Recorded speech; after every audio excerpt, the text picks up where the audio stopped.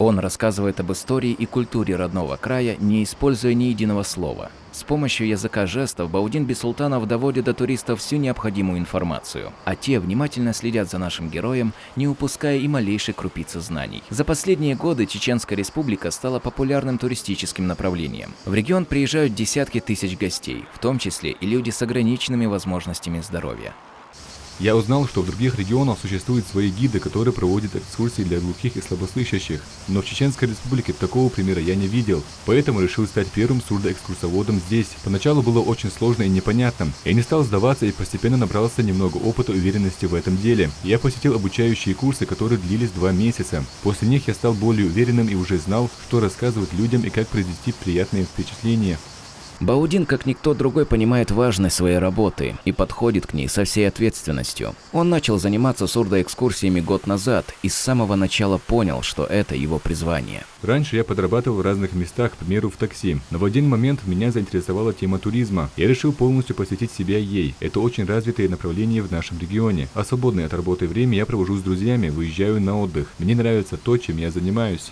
Турпоток в Чеченскую Республику активно растет, появляются новые маршруты для гостей региона, но больше всего приезжим интересна история и культура местного населения. По словам Баудина, его график забит на месяцы вперед. У меня на август есть несколько заказов. Июль тоже не прошел даром, 6-7 заказов точно было. В будущем ожидаются еще. Наш герой водит гостей в горную часть и по городам республики. Особую благодарность за такую возможность он выражает руководству региона. Искренне хочу поблагодарить Рамзана Ахматовича за восстановленный город и чистую республику.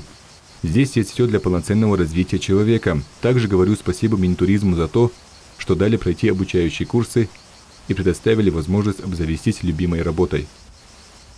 В первые 5 месяцев 2023-го республику уже посетили свыше 70 тысяч человек. По сравнению с аналогичным периодом прошлого года цифра возросла на более чем 30%. Это говорит о растущей популярности региона. Об этом сообщили в Министерстве по туризму. По посещаемости региона с начала года по май месяц можно сказать о том, что регион посетило около 73 тысяч человек.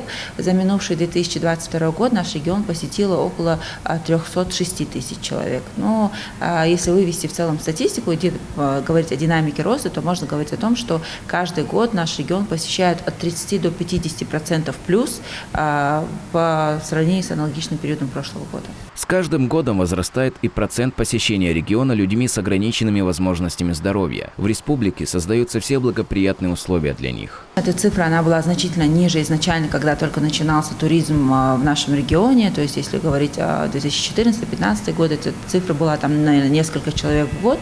То сейчас цифра она растет. Именно это обусловлено тем, что на объектах, которые строятся, которые входят в нитку маршрута, в экскурсионную программу, безусловно, создаются условия для посещения этих объектов людьми с ограниченными возможностями здоровья. А также при поддержке Ростуризма один из туроператоров региональных получил грант, и появилось первое транспортное средство, именно трансфер для транспортировки людей именно с такими вот ограничениями. Каждый из приезжих отмечает уникальную чистоту республики. Она наблюдается и на городских улицах, и в культуре чеченского народа. Ислам Ершов, Адам Яхьяев, Ибрагим Батаев. Неделя.